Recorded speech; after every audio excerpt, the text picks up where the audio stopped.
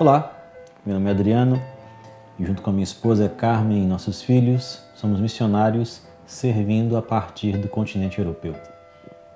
Estamos refletindo sobre família e talvez uma das grandes tensões do mundo moderno, sempre sedento por sucesso, por resultados, está nas relações familiares versus trabalho. Quem tem prioridade? E há de se sacrificar um em detrimento do outro. Eu creio que é ponto de consenso, tanto para a igreja como para outros setores da sociedade, a importância e o papel da família. Mas e quanto ao trabalho?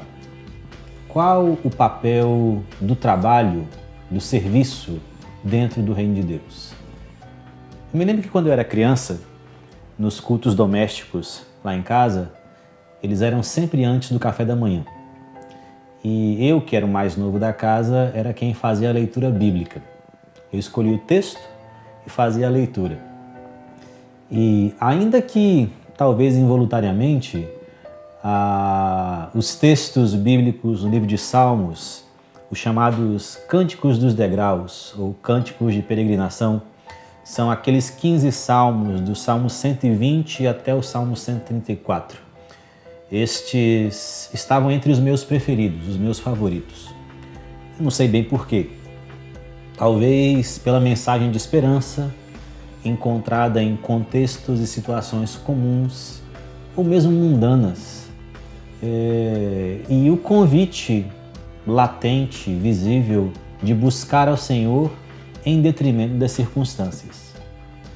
No Salmo 127, Salomão fala da inutilidade de levantar cedo, comer o pão de dores, trabalhar arduamente sem a bênção do Altíssimo. Imagino que é possível que na memória do autor esteja o relato da tradição oral de Gênesis capítulo 3. Depois da desobediência, quando o homem ouve de Deus que doravante, em sofrimento, receberá da terra o seu sustento. Esse, todavia, não é a definição original de trabalho. O trabalho não surge depois da queda. O que toma o lugar depois da desobediência do homem é o sofrimento. A humanidade, a família e o trabalho, eles são encontrados no jardim desde o plano original de Deus. Lá em Gênesis capítulo 2, verso 15, por exemplo, a família ela é colocada no jardim para florescer, para crescer, para se multiplicar, para encher a terra, para cuidar do jardim, para lavrá-lo, para desenvolvê-lo. O trabalho, então, faz parte da vocação original da família. No Salmo 128, logo em seguida, a gente encontra o autor relembrando exatamente este papel no plano original. Um plano de desenvolvimento integral, sem compartimentos, onde o homem que teme ao Senhor e caminha em obediência, ele comerá do trabalho das suas mãos, será feliz e prosperará. Não apenas ele, mas a sua família florescerá. Espiritualmente, ele prosperará. Intelectualmente, ele prosperará. Racionalmente, ele prosperará. Integralmente ele prosperará. E isto é plenitude. Plenitude é um estado de satisfação, uma medida distinta que ela não é numérica, ela é pessoal. Pois o que me faz pleno pode ser insuficiente para você. E o que te faz pleno pode ser demais para mim. Plenitude é uma medida particular, uma medida individual. Mas qual o efeito do abandono desse estado de satisfação? Longe de Deus, o homem criado para integrar, para trazer todas as coisas para ele, começa a compartimentalizar. Ele compartimentaliza ao invés de integrar. Separa coisas e coisas, lugares e lugares, secular e sagrado. Este é divino, enquanto este é mundano. Enquanto esses compartimentos são separados, cria-se como que uma ilusão de sucesso, uma falsa satisfação, que é fundamentada, inegavelmente, no sofrimento, construída na fuga da integralidade original a qual todos nós pertencemos. Durante esse momento de pandemia, nós temos observado uma situação inusitada, onde esse vírus ele nos forçou a um momento de confinamento. Os pais eles foram obrigados a trabalhar em casa, junto dos filhos que também tiveram que estudar em casa. E essa compartimentalização da fuga, ela acaba se mostrando neste contexto fragmentada, exposta. Casais com muito tempo de relacionamento, eles descobrem agora que não se suportam, na verdade.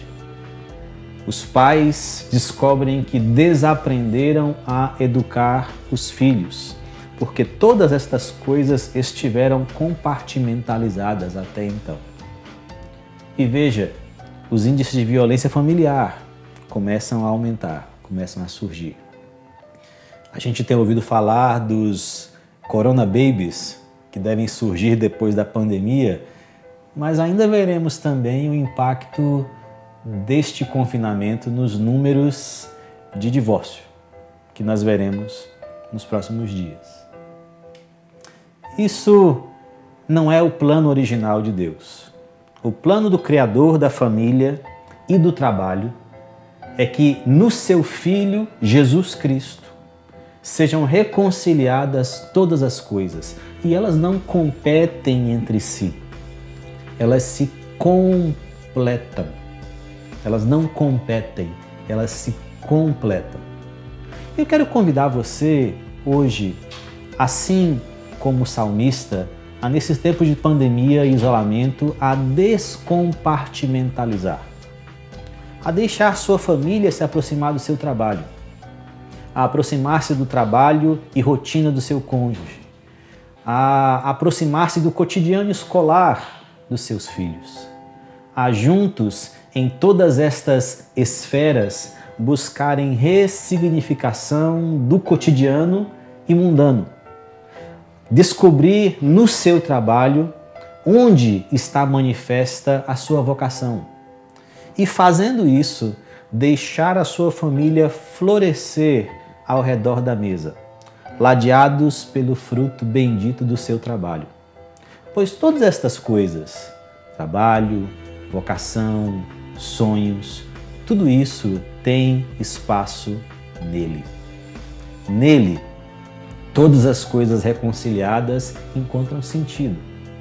Família, trabalho, vocação, dons, tudo se completa, tudo faz sentido.